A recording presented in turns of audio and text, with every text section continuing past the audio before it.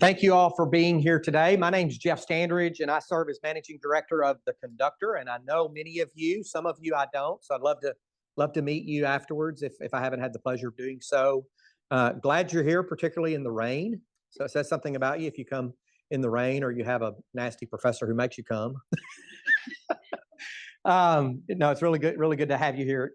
So some of you may have seen some of what I'm going to talk about today, but I really tried to focus on, what are some of the rudiments or some of the fundamentals for how we position our businesses for peak performance. And I want to spend a little bit of time walking through those. And then I absolutely want to engage in dialogue with you also. Don't wait until the end. If a question comes up, you don't understand something, you have a question about it, please just wave your hand at me and we'll stop and take time to do that.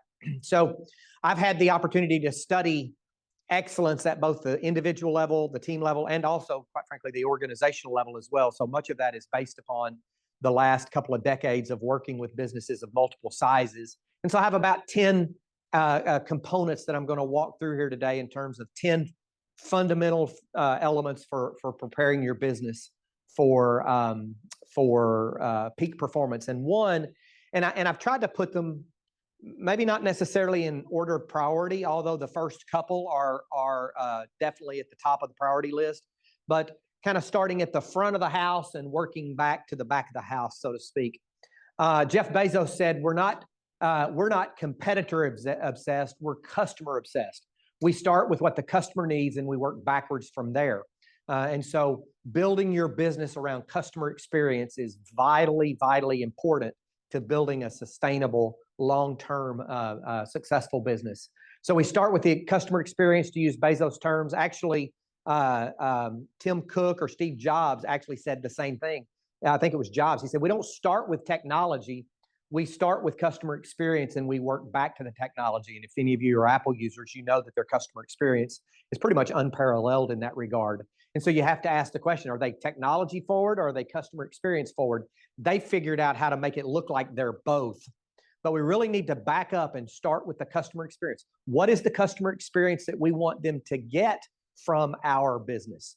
And then how do we make sure that everything else is aligned?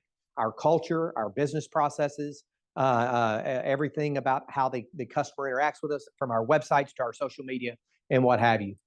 We need to also, as part of that customer experience, we need to prioritize collecting customer data and acting on it, customer feedback and acting on it. So looking for mechanisms to constantly be getting customer feedback. Either, certainly Google reviews and Facebook reviews are good, but really we only want good reviews from those, right? And generally that's what happens. It's not always, but that's generally what happens. So certainly when you get a bad Google review or a bad Facebook review, figuring out a thoughtful way to respond to that, and my recommendation is looking for the person who had that experience and seeing if you can contact them outside of that social platform of Google or what have you, and going and interacting with them, finding out what went wrong and actually addressing the issue. Then it's kind of nice to come back on Facebook and address it there once you've done that, to say, hey, it was great talking to you on the phone. I'm so sorry you had that experience. I'm pleased that we got it resolved to your satisfaction, et cetera. That's less about, it's about your customer experience, about reaching out to them, but then how you handle a bad review kind of on the back end as well. So looking for opportunities to gather customer feedback outside of those normal review processes. So maybe it's running a Net Promoter Score, could be one way. Net Promoter Score is something that was perfected by Toyota a few years ago, and it's really one question. And that question is, on a scale of 1 to 10, how likely would you be to recommend us to others? So, or on a scale of 1 to 10, based upon your experience with Rabbit Ridge Farms, for instance, Angela, how likely would you be to recommend us to others? And then there's a specific way that you calculate Net Promoter Score. 9s and 10s are considered promoters. 1 through 6 are considered detractors. 7 and 8 are just kind of nil. And then so you calculate such that you're producing a score, and it scores from -100 to +100. Anything over positive 50 is considered a positive score. Anything over a positive 80 is considered world class. So I've seen companies that have actually engaged a text service so that every time someone interacts with them, they actually get a text message. Many of you who've interacted with a conductor, you get that after coming to one of our events. You'll probably get a Net Promoter Score survey. And it's one question. Based upon your experience with the conductor, how likely would you be to recommend us to others? So, but look, that's one way. The other way is to take a sample of your customers and just do an email survey to them. So if you've got email records or mailing records, if you have mail records as well, sometimes it takes all types of interactions with them to be able to get that. Pick up the phone and randomly call, 12 or 15 or 25 customers and ask them about their experience. They're probably less likely to give you good feedback in the telephone, on the telephone or in person. And so I like to, it's kind of like Brian Tracy, the sales guy, the sales author once said, the most dangerous objection is the one you never hear. And so I would say that the most dangerous piece of feedback is the one that you never hear. So rather than asking, hey, how are we doing? Maybe sending an email, one question email to prior customers that says, based upon your collective experience with the conductor, with Rabbit Ridge Farms, with whomever, what are 3 things that we could do better? How could we serve you better? How could we make it more convenient? How could we meet or exceed your expectations? What are 3 things that we could do to do it better, so that you're extracting out of people those dangerous pieces of feedback that you might not otherwise hear? Thoughts about that? Make sense? Start with customer experience, prioritize collecting and acting on customer feedback, and then empower your team to consistently exceed expectations. Yes, ma'am. If you use the Net Promoter Score, since it has no actual data with it, just the number, how do you all use that? Just internally, what do you do with that? Mm-hmm. So we also get, sometimes we get actually written feedback as well, but we generally tend to reach out to folks and ask how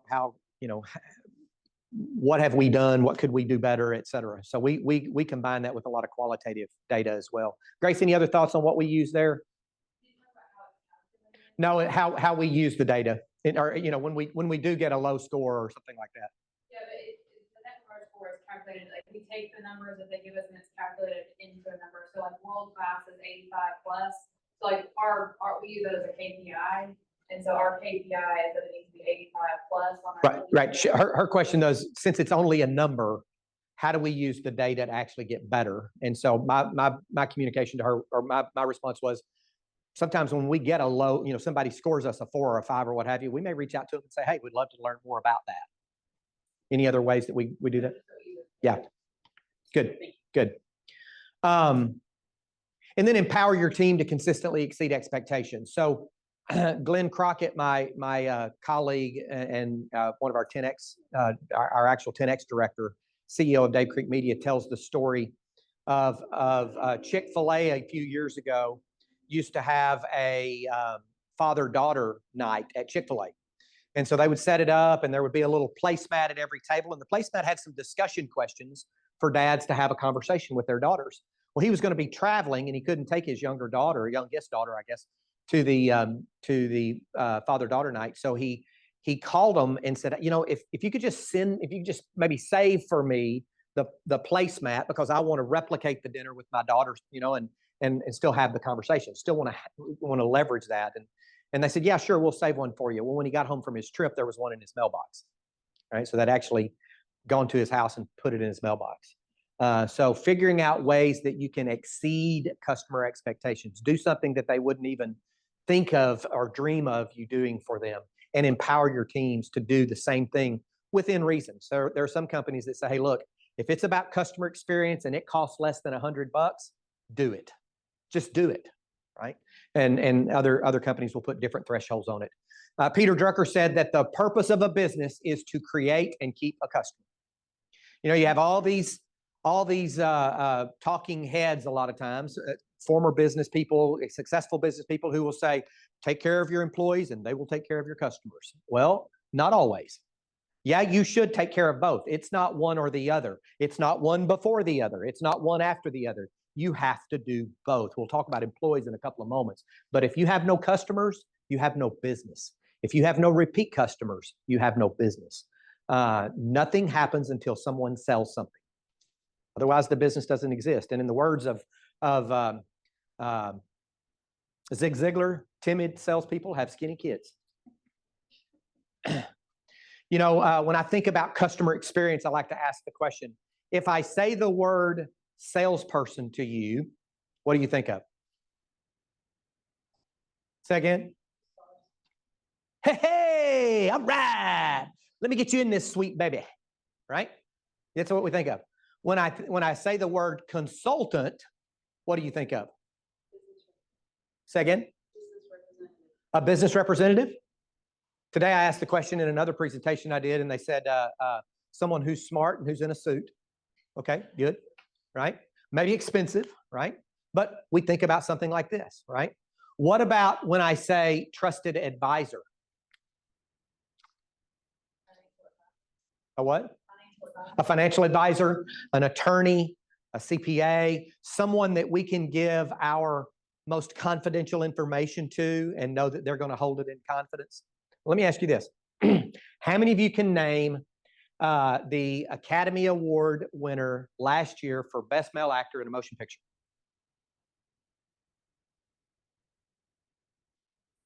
Best Female Actress in a Motion Picture? How many of you can name right now a person with a name and a face, a teacher or a coach who changed your life at some time throughout your life? Virtually everyone. Virtually everyone. So if we can go from not being a salesperson, consultants better, trusted advisors even better, or a teacher or a coach / trusted advisor, and we can help our customers learn how to use our products and services better in order to change their experience, right? Then we've created a lasting impression on that person, and they will remember us, and they will use us, and they will tell their friends about us as well. So customer experience not only starts with the sales process, it starts with how we portray ourselves and what the image is and the process that we use. Genuinely demonstrating an authentic desire for their well-being. So once we've created that sales culture, so to speak, we have to optimize our sales and marketing capabilities and processes. And as I said, nothing happens until someone sells something. The quote, the person to whom that is attributed is every great sales leader anywhere. And I can't tell you, having come from a corporate sales background, how many times I had to remind the thousands of delivery people in the organization that, look, nothing happens until we sell something. So if you want to get in the way of this sales process, keep in mind that over the longer term, if we keep getting in the way of the sales process, it's going to affect your ability to have a job, my ability to have a job, our ability to have a collective company, because nothing happens until we sell something. So know who your ideal client profile is. When I sit down with small business owners a lot of times and I ask them, well, who's your ideal customer? They say, oh, anybody can use what I have. Yeah, anybody can use it, but not everyone is specifically going to seek it out. And if we put all of our marketing dollars into broadcasting our message to everyone, then we will not be able to send a compelling enough message to everyone such that no one will respond or very few people will respond, and we go broke before we get enough sales to actually pay for the marketing, much less keep the business going. So there's kind of a counterintuitive thought process here that says that there are riches in niches, right? So making sure that we are niching down our business to the people to whom we can deliver a compelling message, our ideal client profile. Build and pursue your dream list 100. If you're in a B2B or a business-to-business world, then identify the 100 customers that you would dream to do business with. You can do the same thing in the B2C world as well. It just may be a little bit more difficult, but create that dream list. Who are the people that match your ideal client profile and create a list of those folks. Anybody can generate a list of 25 or 50, maybe even 60 or 70. You start getting 70, 75, 80, 85, up to 100. It forces you to kind of get out of the box of thinking about who are your ideal customers. And also include in that centers of influence, right? Who are the people that come into contact with your ideal customers? They already have an audience with them. And how can you leverage them in a non-competitive way to perhaps get in front of those customers as well, those centers of influence? And then set up a system for generating referrals. You know, it takes 1/15 of the effort to sell a referral than it does to sell a new customer from a cold call. 1/15 of the effort. That's a lot less effort than selling a cold call. And the reason is that people buy from people they know, like, and trust. Capital T, big T, trust, right? And so when we get referred to someone, we get to ride on the coattails of the trust that they've already built with them. Now, maybe they don't trust us as much as they trust that person, but they trust us a whole lot more because of that referral. So what I like to do is create an expectation with my clients that, listen, I intend to do such a great job with you and your business that you're going to want to tell your friends and colleagues about the work that we do. And so in about 3 months, if not before, when I think that maybe you've had the opportunity to experience real value from what we do, my intention is to come back around to you and ask you for those referrals. And so I set an expectation on the front end. I kind of forecast what they should be experiencing from me. And I tell them that I'm going to be coming back around to ask for those referrals. So set up a system to actually generate those referrals. And then relentlessly track customer satisfaction and retention. Many of the companies that I work with, they have a KPI of customer retention. And actually, it's the KPI is lost customers. Lost customers. Every single week we want to look at, and our goal is 0. And if we have a lost customer in a particular week, then we want to engage and figure, okay, what the heck happened? Why do we? Every single lost customer should have an answer. And one of the answers could be, yeah, you know what? Probably not somebody we should have engaged with anyway. It was really not our ideal client profile, and we're not very unhappy that they left because they were consuming a lot of our energy and a lot of our resource and a lot of our time. So, yeah, we talked about it, but we're not going to. This one, man, that was a great customer. I don't know what happened. Let's go figure it out, and let's correct whatever occurred in that regard. Now, the interesting thing about transforming your sales process or optimizing your sales and marketing strategies is it doesn't take winning by a mile. It doesn't take winning by a horse length. It just takes winning by a nose. Who knows what race this was? The Kentucky Derby this year, the first photo finish in something like 26 or 28 years, and the first triple horse photo finish in 77 years. Now, can you see the third horse there? What about right there? Kind of hiding in there, huh? And that horse didn't win by a nose. That horse won by a nostril flare. I'm not suggesting you need to flare your nostrils at your customers. Not what I'm saying there, right? But the point is, it doesn't take turning everything up on its ear and winning by a mile. It just takes winning by a nose, winning by a nostril flare, so to speak. And so what can we do to actually transform our sales engine such that we win by a nostril flare? Any one or two of these could be the difference maker for us. Number one, instead of focusing on who we are, what we do, and everything about us, we focus on our clients. I have a phrase that I use particularly with B2B clients, B2B businesses that are particularly in our 10X is, don't we all over your clients, right? Well, we do this, and we do this, and we do this, and we do that. And we do. They don't care about we.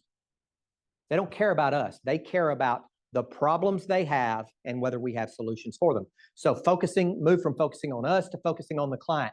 Move from selling products to solving client problems. What's the problem they're having, and do we have a solution to actually solve it? I will walk away from a potential sale, even though the customer tells me they want it, if I don't feel like I can help them be successful and solve their problem. And guess what? Down the road, it'll pay back to me. instead of telling, accepting, or guessing, right? Nothing against waiters in a serving establishment. They do great jobs, but when I tell them what I want, they take that as an order, right? They take my order. Well, good salespeople are not order takers. They don't tell the customer what they need. They don't accept when the customer says what they need. They don't guess, certainly no guessing. What they do is they mutually explore. Well, let's talk. I go into a restaurant, I say, well, what do you recommend? And I say, well, what do you like? Right? Do you like pork? You like chicken? You like beef? Oh, our pork chops are great, right? So creating an environment where you're mutually exploring with the client, what is the problem they're trying to solve? And do we have anything that might solve that problem? And then cowboys, gunslingers, and mavericks, those are the people that literally run in half-cocked, they think they can have a sales conversation, just spin it up. They don't do the research. They don't prepare. They don't plan for the conversation. They go in cold, half-cocked, versus being prepared, being very deliberate, and certainly being dependable. Salespeople who are undependable are not very good salespeople. They also have skinny kids, by the way. So what's the problem we're solving here? What are we selling here in this instance? A what? Nope. Close. What? We're selling a whole. We're selling a whole, right? And so forcing ourselves to think about things from the customer's perspective, they may not want to buy a drill bit. They may just want to buy a hole, right? They buy for their reasons, not our reasons. Our reason is to sell a drill bit. Their reason is to produce a hole. So we've got to force ourselves to look through the customer's eyes more often than not. So sales and optimize our sales and marketing processes. Any questions or thoughts about that? Okay. Clearly define and communicate your mission, vision, and core values. The former CEO of Zappos said, people want to work for a company that has a vision, a mission, and is making a difference. They want to be part of something bigger than just a paycheck. Culture is extremely important in an organization. We generally tend to describe the culture and what we call the espoused culture through the articulation of our mission, our vision, our business strategy, our core values or the behavioral guardrails that we expect from everyone, and our brand promise, which is what we want our clients to either say about us or we want them to experience when coming into contact with us. That kind of is a starting point of defining the culture that we want, but we have to clearly define and communicate that. Casting the vision throughout the organization to people and helping them understand how their role contributes to that vision goes a long way in driving employee engagement, employees who are actually connected to the purpose of the organization. There's a scripture passage that says, without vision, or where there is no vision, the people perish. Interestingly, there's another translation of that scripture, I believe it's in the New International Version, if I'm not mistaken, that says, without vision, or where there is no vision, the people cast off restraint. What does cast off restraint mean? If someone casts off restraint, what do they do? Say again? Throw it away. And if someone has no restraint because they've thrown it away, what do they do? They go wild. They run around like a chicken with their head cut off, as we call it in the South, right? So think about that. If a vision is a specific destination for your company at some point in the future, and oh, by the way, your strategy is an element of that vision. It's the business we choose to do, as I call it, the fields we choose to play on and the games we choose to play on those fields, coupled with where we intend to go as a company. If we cast that off, if we cast off that restraint, then we run around like a chicken with our head cut off. And we are constantly distracted by the shiny objects. It reminds me of this. Telephone, hey, can you go play golf? Oh, not today. I've got a lot of running around to do, right? Headless chicken. You get it? Thank you. You're right, Grace. You're right. Dad jokes. Dad jokes. Once you identify that mission, vision, core values, brand promise, you decide who you are, where you're going, what behavior you expect from all of your employees, and you define your business strategy, then you need to set SMART goals. Setting goals is the first step to turning the visible into the invisible. Everybody remember Tony Robbins? The first step, specific, measurable, achievable, relevant, and time bound, right? Specific goals that can be measurable. That, in other words, at the end of the time period, because we say it's time bound, at the end of the time period, we can say definitively, yes or no, did we achieve that goal that we set? Is it achievable or is it lofty? But achievable should be a stretch, but it still needs to be realistic. And then is it relevant? Meaning, does it actually drive our business forward? And is it relevant to the other goals that we've established? In other words, do we have a couple of goals where the achievement of one might hamper the achievement of the other? So they all connected together.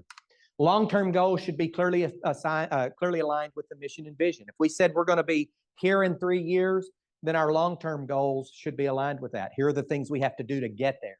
The short-term goals, probably the next 12 months that get us as far away down the path as possible. And then, of course, quarterly goals span a 90-day period, 90 to 100 days. My experiences with businesses that build a plan is they're real excited about the plan for the first 75 days or so. And then something happens that distracts them, and they get off track, and they look up, and guess what? It's 11 and a half months later, right? And so you need to go more than just having a plan. You need to have a system, and we talk a little bit about that in a couple of moments. I have taught college. I've taught junior high and high school in a Sunday school setting. By the way, that's not my gift. I've taught adults outside the workplace and adults inside the workplace, and I will tell you, the most undertaught subject in any setting at all is the subject of goal setting, action planning, and progress monitoring.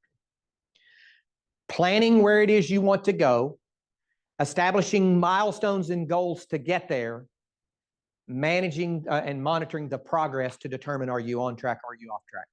It is a life skill that is undertaught across just about every setting. When you put together a full strategic growth system, it looks something like this. I call it a top-down planning process to drive bottoms-up management. All right? And it goes all the way down past the quarterly priorities to what our key performance indicators are, what are the key issues and challenges, and how are we going to meet on a regular and consistent basis in order to track that we are progressing down the path that we established for ourselves. Okay? Peter Drucker, you see his quote in a couple of places in the business, in the Arnold Innovation Center here, says that profitability is a condition of survival. It's the proof of the quality of your product and the quality of your management. If you can't build a consistently profitable business, then you have to step back and you have to look at the quality of your products or services. You have to look at perhaps your business model, what you're charging for those products and services. And quite frankly, you have to get really ask the difficult questions and look at your leadership and your management as well. Because profitability, ongoing profitability, is a component or a condition of survival. Cash is king. So I can say profitability. What I'm really saying in small businesses is cash flow, right? You've got to be able to have the cash flow to keep the door open, to buy product, to pay for third-party services, to ship your products to your customers, to pay your employees, to keep the lights on. So cash is king. Understanding how cash is generated and how cash is consumed in your business is critical to building that financial health and profitability. Your business is precisely designed to produce the results you're getting today. And that's hard for a lot of business owners to understand. If you're struggling to produce sustained profit over time, it's because there's a flaw in the design of your business. Your business is designed to produce the results that you're getting. And so if you're getting inconsistent results or you're getting consistently negative results, you need to step back and look at the design of your business model, your business processes, your management approach, et cetera. And if you can't generate consistent positive cash flow, particularly the business model needs work. Looking at your pricing. You know, I know a number of people that I've spoken to over the course of the last 3 years who still have not visited their pricing post-COVID. Now, I just don't think my customers will pay that. I just don't think my customers will pay that. So they're acting on what they think their customers won't do, And in the end, their business, their employees, their families, their lifestyle is suffering because they are shouldering the burden of all of the inflationary increases that have occurred over the course of the last 3 or 4 years. So having a systematic process to step back and look at your pricing, perhaps to do competitive analysis, competitive reviews, to look at what your competitors are charging is critical in order to make sure that your business model stays relevant. There are a number of ways to measure growth, right? We can look at the number of employees. We can look at market share. We can brag about the number of offices, and I'm leading you down a path where I can just really go and throw up a big red flag here, kind of like they do on Family Feud, right? Those are all vanity measures. Yeah, it's not bad to talk about those things, but those in no way indicate the success of your business. The only thing that indicates the growing success of your business is, are we growing sales or revenue, which is the top line, and are we growing net income, net profit, or cash? Kind of synonyms for one another, right? Are we growing top line or are we growing the bottom line? Everything else, it's nice to know, and sometimes you can use it for marketing purposes, but it is not a quality indicator of the health of your business. Okay? Questions about finance? Financial health. Everybody good? All right, let's keep going. Implementing performance metrics or KPIs, key performance indicators as we call them. Drucker again says if you can't measure it, you can't improve it. And so figuring out where we need to make improvements in our business and putting measures in place to do that. We should be measuring across all areas of our business, particularly finance, sales or clients, internal employees, and or internal processes. So those are 4 areas. A couple of guys, Kaplan and Norton, came out a few years ago. They called it the balanced scorecard and just offered up those 4 areas to make sure that you're getting a balanced measurement system across your business. Another way that I've seen larger companies do it is they establish key performance indicators across every major function of the business. Okay, we're going to have sales metrics, sales and customer metrics. We're going to have operations metrics. We're going to have engineering metrics. We're going to have human resource metrics, and we're going to have marketing metrics, and we're going to have technology metrics, right? It doesn't really matter how you break it down. The balanced scorecard of finance, client, employee, and process is one simple way to do it. But just make sure that you're looking across the breadth of your company when you establish those key performance indicators. When we talk about key performance indicators, we're talking about the leading indicators that we can act on very, very quickly. They give us almost an instantaneous view of how our business is doing. So for instance, if you have a monthly profit and loss statement that's produced by your financial manager, your outsourced bookkeeper, or your CPA, and they produce it for you, say by the 15th of the month for the preceding month, it's old. There's nothing you can do for the 6 weeks that have passed since your last reporting period. So it's a rear view mirror at best. Even if you get it on the first day of the month, of the new month for the preceding month, it's still a rear view mirror. If you get one tomorrow, November the 1st, for October, October's gone, man. There's nothing you can do about it. And so key performance, and so it's a lagging indicator. Revenue, profit, expense, those are lagging indicators, meaning that you generally get reported on them after they're already done, and there's nothing you can do about them at that moment, right? Hopefully we can change them for the next month, but we can't change them for the last month. Whereas a key performance indicator is a leading indicator that says, okay, if revenue for the month is a lagging indicator, then what are the things that produce that revenue that we can tweak on a weekly basis? Well, the number of sales calls we make, the number of proposals that go out the door, the number of invoices that get generated, et cetera. You follow me on that?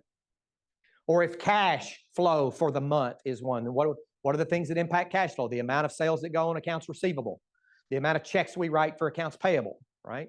What are those leading indicators that predict the outcome of those lagging indicators? So figuring that out is vitally important as well. For it to be a true KPI, I recommend weekly, because weekly gives you kind of levers, knobs, and dials that you can adjust before the end of the reporting period. You have to be able to, number one, get the data.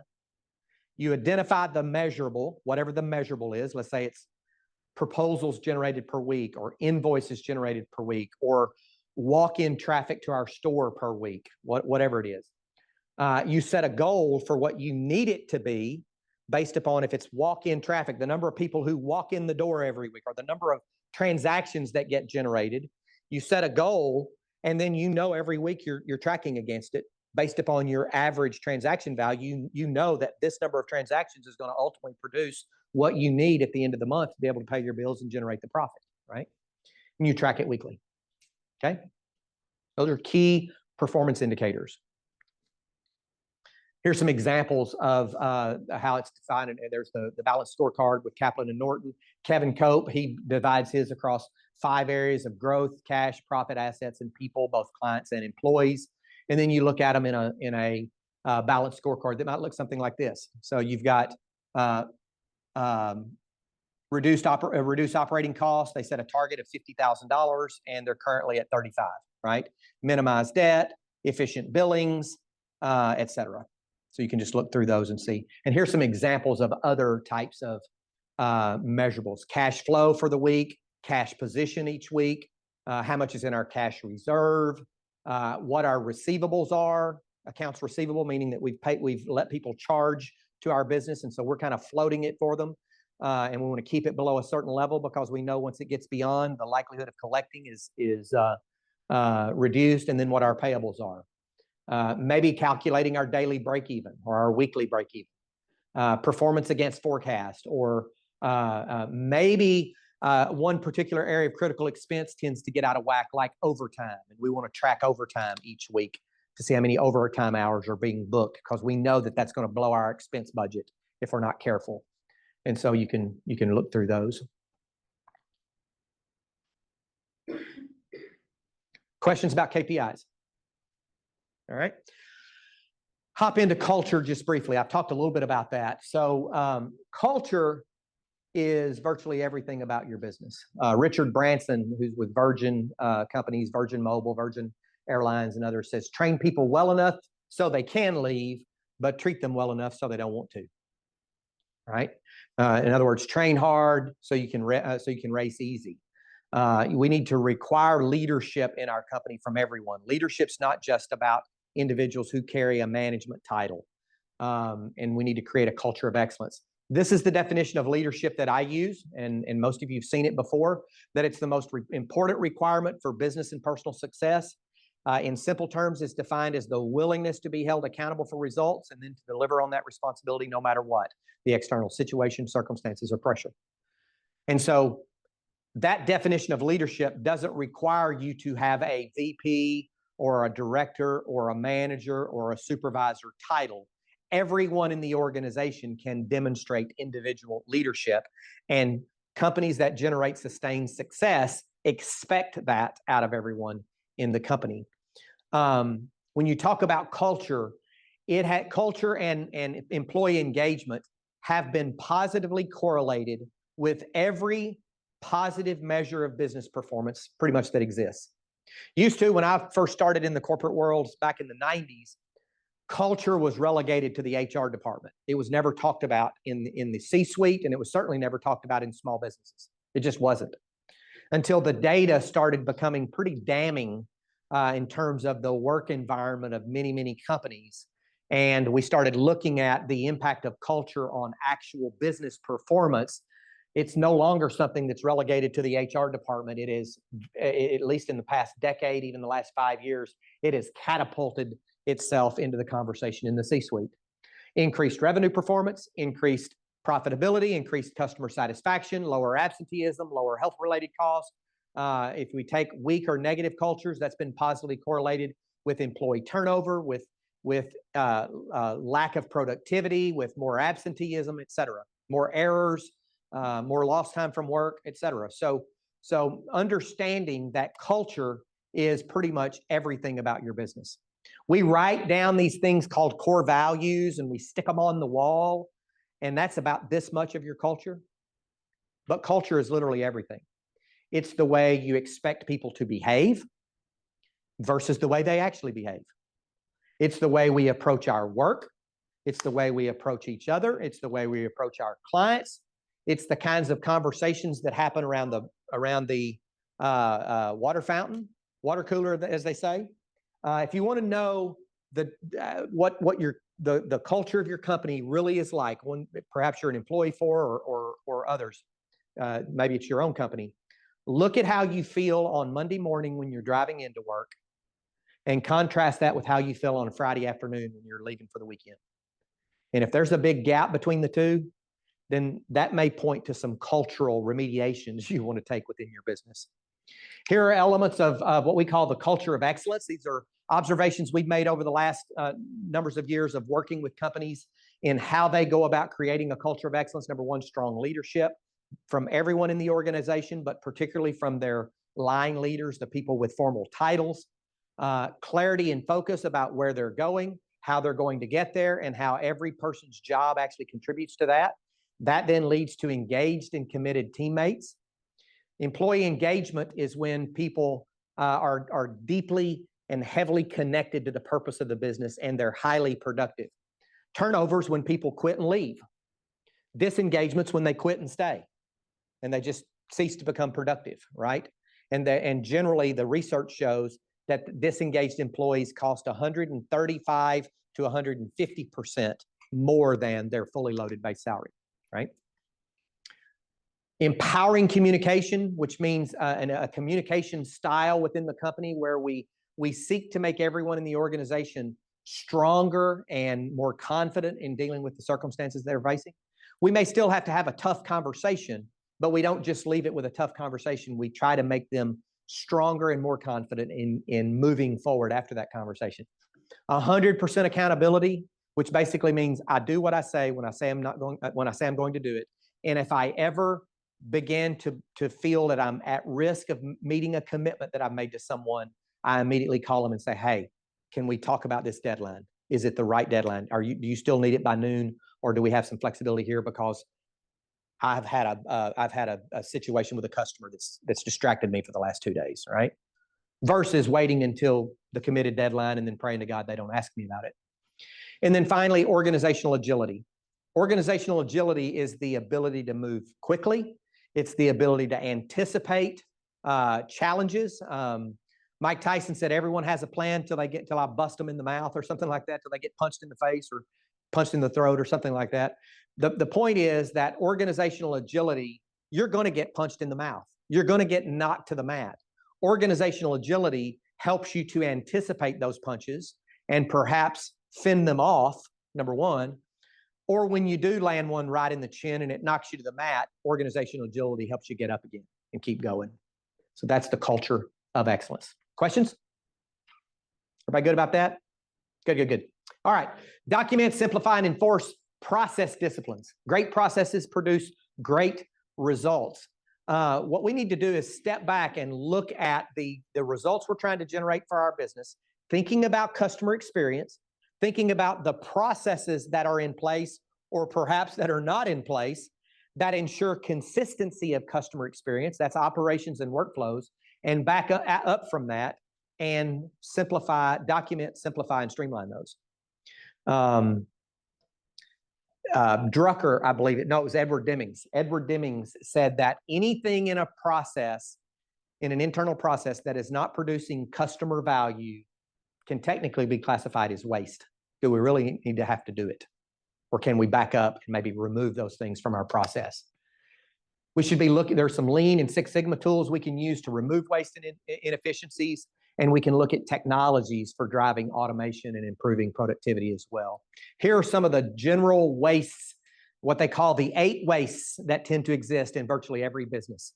And the acronym or the acrostic for it is Tim Woods. Transport, unnecessary movement of product or materials. We unload it here when the shipping truck comes, but then we have to move it over here when we actually get ready to package it up and send it to our customers.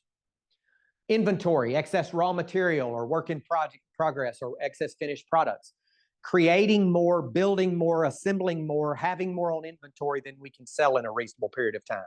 Now, obviously, that has to be balanced with supply chain issues we've experienced over the course of the last few years, but making sure you have the right amount of inventory, not an extreme over inventory. Motion, unnecessary movements of people walking, right? Trying to limit the amount of motion that actually occurs between the time that the raw materials received till the product's out the door. Waiting time is similar to that as well. In the medical field, waiting time is a huge amount of waste, right? In fact, I know a lot of clinics that several of their KPIs are around from the time they sign in till the time that we're checking them out. What's the waiting time there? Overproduction, producing more than the next process needs. Over processing, which is unnecessary steps or unnecessary process. Defects, just people delivering the wrong product or packaging the wrong product, shipping the wrong product, or perhaps having defects in what they're actually making in a manufacturing environment. And then either underutilizing people's skills, and you have too many highly skilled people doing the work, so you're having to pay them more, which is waste to some degree, or not having your people trained when they need to be trained at the level they need to be trained. Both of those affect it. So that's process. Continuously adapt and innovate. We always have to be thinking about how do we get better. Innovation, the definition itself is about planned change that's directed toward better ways of doing things. It's not chaotic change. It's not accidental change. You know, they say the Post-it note from 3M actually came about as an accident. It wasn't something that they set out to change. People call it an innovation. By the technical definition, it wasn't an innovation because it wasn't planned change. It was, hey, we found this gooey substance that we could stick on the back of a piece of paper and post it on a wall, right? True innovation is planned change that's directed at better ways of doing things than the way we're doing them today or the way we've done them in the past, right? And so there's incremental innovation, which is just getting a little bit better with our processes. We're focused on taking out waste in very incremental ways, seemingly small actions, consistently applied over time, produce massive results. That's incremental innovation. Breakthrough innovation is where we have an existing business model, but we apply new technology to it, like Uber, right? Taxis have been around for a long time, but when we applied new technology to it, it became a breakthrough innovation. Or an existing technology with a new business model, right? And then disruptive innovation is where something gets disrupted or replaced. So think about web streaming services versus cable TV. That's a great example of a disruptive technology. AI is disrupting a lot of things in the healthcare world and in other worlds today, right? For most small businesses, incremental innovation is fine, but we need to be doing some type of innovation to continuously adapt, to make our processes better, to make our customer experience better, to make our sales and marketing processes better, and innovation is the way to do that. We need to make sure that where we are choosing to innovate, we are actually solving real problems for the business versus coming up with ideas and then running around trying to get everyone to buy into these ideas, when in reality, if someone asks, well, what's the problem we're trying to solve, and no one can articulate it, or it creates 5 problems downstream. Yeah, we solved one medium problem and we created 3 large problems, right? So backing up and saying, what are the challenges in our business? What are the top 2 or 3 challenges? One of the ways that Grace and I do that when we facilitate an innovation sprint with a company is we will say, what one problem or opportunity, if you solved it or seized it, solved the problem or seized the opportunity, would be a complete and total game changer for your company. And so you get 20 people in the room kind of like this. We brainstorm on those accidental innovations called Post-it notes, and we put them on the wall, and we categorize them, and then we do some down selecting, and we pick the top 3, and we say, okay, here are 3 planned changes that we need to spend some time with to really dig in under and figure out how to make our business better, right? Can be done with employees, can be done with customers, can be done with owners. It can be done with a combination of all of those.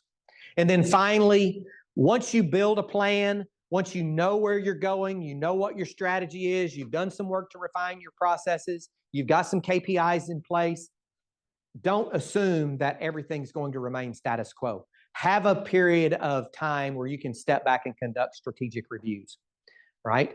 Back up and look at strategically, are you still headed down the same path?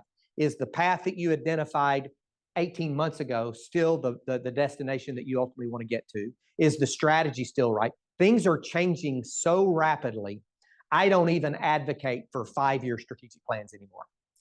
It's 3 years, 2 or 3, maybe 4. Sometimes I have customers who are adamant about 5 years. Okay, that's fine. But the longer the planning horizon, the more critical the strategic reviews. And we actually recommend you do these quarterly. Step back and say, okay, is where we said we're going still the right direction? Are the goals that we established still the right goals? Now, what do we need to do? And if so, then let's affirm them. If not, then let's refine them. Now, what do we need to do in the next 90 days in order to move us as far down the path as we can move? At the end of the 90 days, how did we do on what we said we're going to do?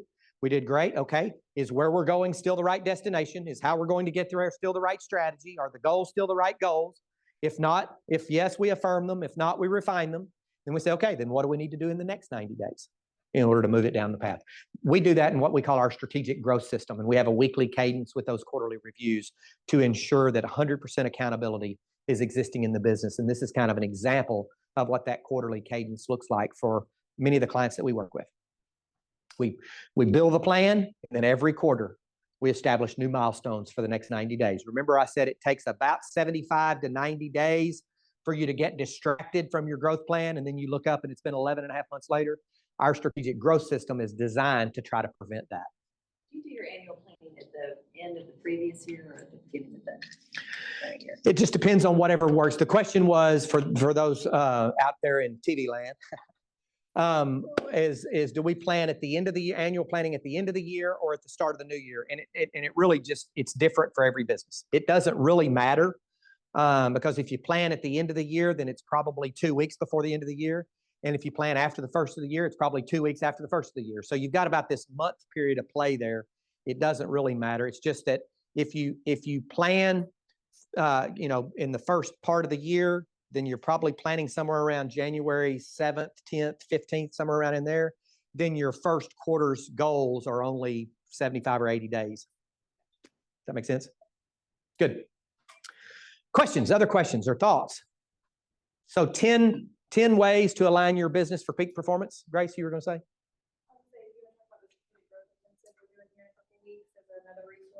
That's right. When is that?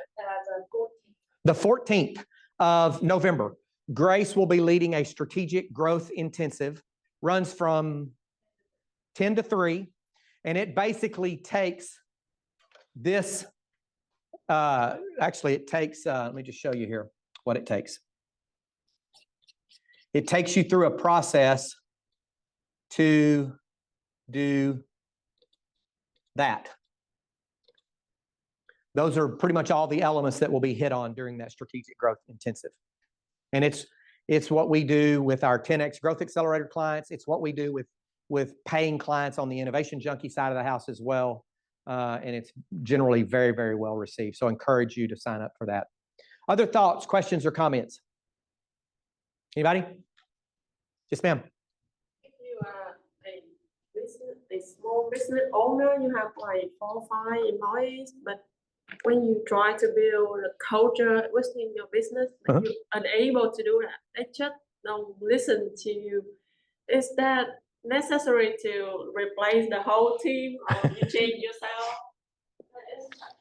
So the question is, when you have a small business of 4 or 5 employees and you're trying to build the culture but seem to not be making inroads in doing so, is it really critical that you replace everyone? For the long-term health of your business, ultimately, yeah. Now, you don't have to do it tomorrow, but sitting down with those individuals and explaining what is expected from them relative to the culture and relative to the customer experience and what have you. If you have done a good job and you're confident you've done a good job of training them, of coaching them, of giving them feedback and holding them accountable, and they still refuse to do it, then generally that's an obstinance. They're basically saying, I don't have to. And ultimately that will spread to other members of the team. So what I usually find is that we just haven't done a really good job in really, really small businesses of explaining what we expect, training to that standard, and then observing them consistently and giving them feedback consistently, because when we do start doing that, people generally want to do a good job. And by the way, I literally just came from doing a presentation to a small business that has 8 employees, where the entire company is off-site for the entire day, where we talked about a lot of these kinds of things, because they're trying to really create that culture. One other way that I think is critical to create the culture is I don't prefer a situation where anyone in the company has universal hiring authority, because we all make bad decisions about hires a lot of times. And so having at least 2 or 3 people participate in the hiring process and having specific example questions to use to evaluate them for cultural fit is critical to making sure that you don't make a cultural mistake when hiring someone. Good. Anybody else? All right. So going back, this is my contact information. If you have any feedback for me or anything that I can do for you, please don't hesitate to reach out. Thank you for joining us today, and you all as well. And with that, we'll call it a wrap.